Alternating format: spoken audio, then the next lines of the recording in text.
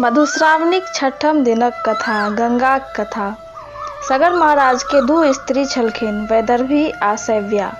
शैव्या सँ असमंजस नामक पुत्र भेलनि। वैदर्भी के संतान नहि छलनि।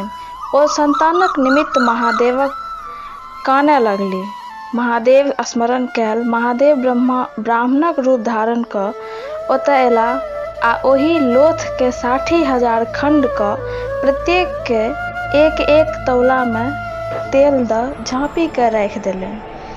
थोड़ेक दिनक बाद 60,000 लोथक खंड 60,000 सुंदर आ बलवान पुत्र के रूप में प्रकट भए गेल। सगर महाराज 99टा अश्वमेघ यज्ञ पूरा कए स्वयं यज्ञ करबाक तैयारी में लागल छलाह, किंतु इंद्र नहि चाहैत छलाह जे हुनकर यज्ञ पूर्ण हुए, कारण से गोट अश्वमेघ यज्ञक लेला पर ओ व्यक्ति शतक्रतु इंद्र भऽ जाइत अछि। तेँ ओ कोनो ने कोनो विघ्न उपस्थित कऽ दैत छलखिन। अश्वमेघक घोड़ा छोड़ल गेल, जकर रखवार राजा सगर ओहि 60,000 पुत्र इंद्र के खिहारलखिन। ओ लोकनि घोड़ा के तकबाक हेतु पृथ्वी के कोरैत आगू बढ़ैत गेलाह। अंत में घोड़ा के कपिल मुनिक आश्रम में बान्हल देखलनि।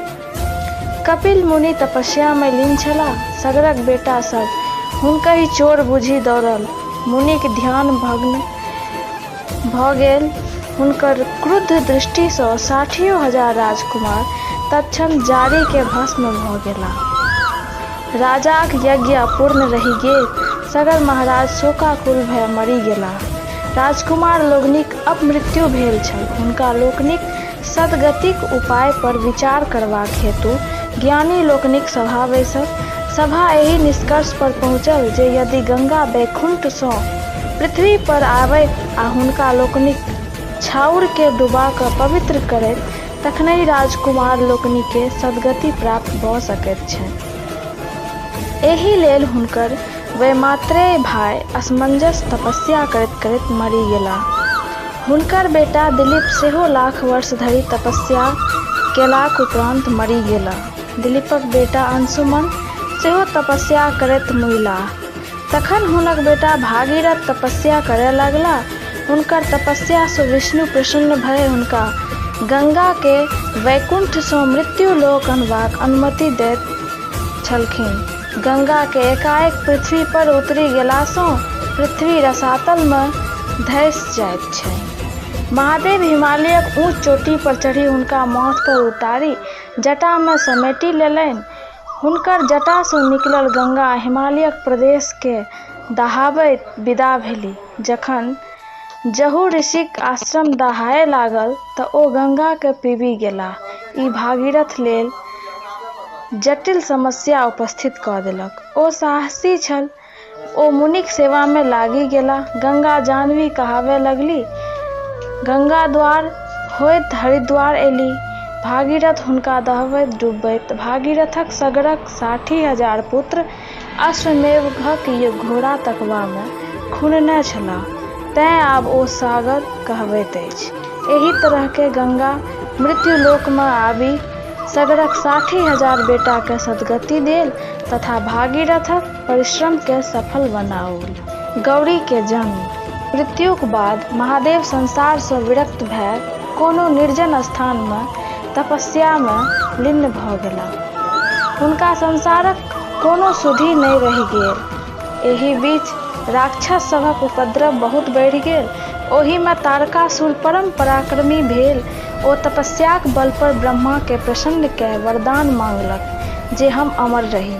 ब्रह्मा कहलनि जे ई असंभव अछि। जे जन्म लेलक तकर मरण अनिवार्य छै।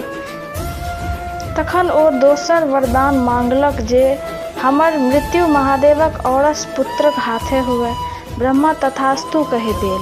ई वरदान मरबा में तारकासुरक ई उद्देश्य छल जे महादेवक स्त्री निःसंतान मरि गेल आ महादेव संसार सँ विरक्त भऽ गेल छथि। हुनक दोसर विवाहक कोनो संभावना नहि छल।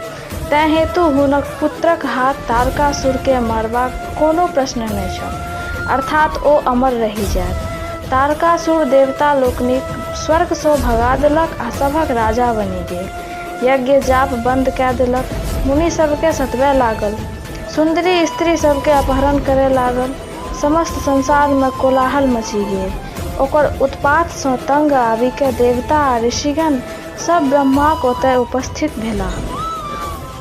ब्रह्मा हुनकर सभक बात सुनि के कहलखिन, जखन जखन संसार में दैत्य दानव सब एही तरहक उपद्रव मचौलक अछि, तखन तखन आदि शक्ति महामाया दुर्गा अवतार लए ओकरा सभक संहार केलनि।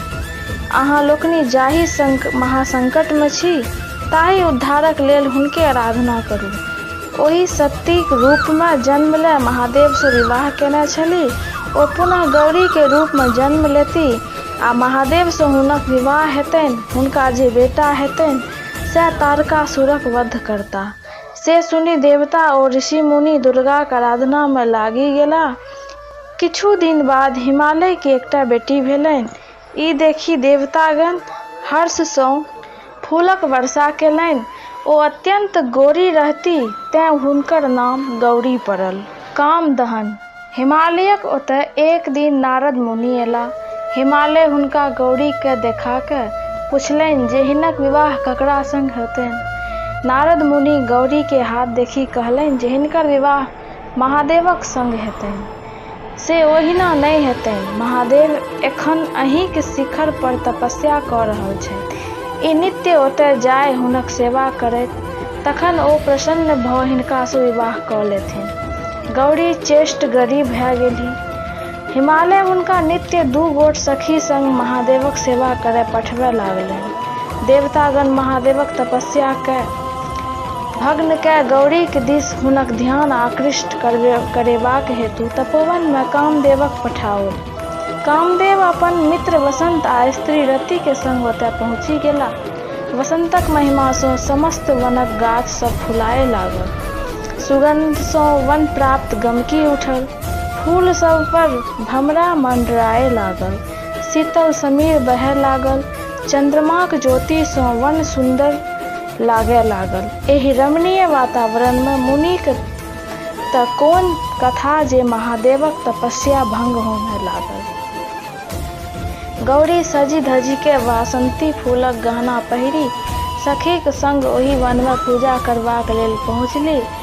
गौरी परम सुंदरी छली। ताहि पर ओहि दिनक साज श्रृंगार आ फूलक सजावट सँ हुनकर अंग अंगक सौंदर्य निखरि गेल। गौरी महादेवक लग पहुँचली कि कामदेव ठिका के अपन बाण चलाओल। बाण महादेव लग खसल। महादेव गौरी दिस ताकलनि।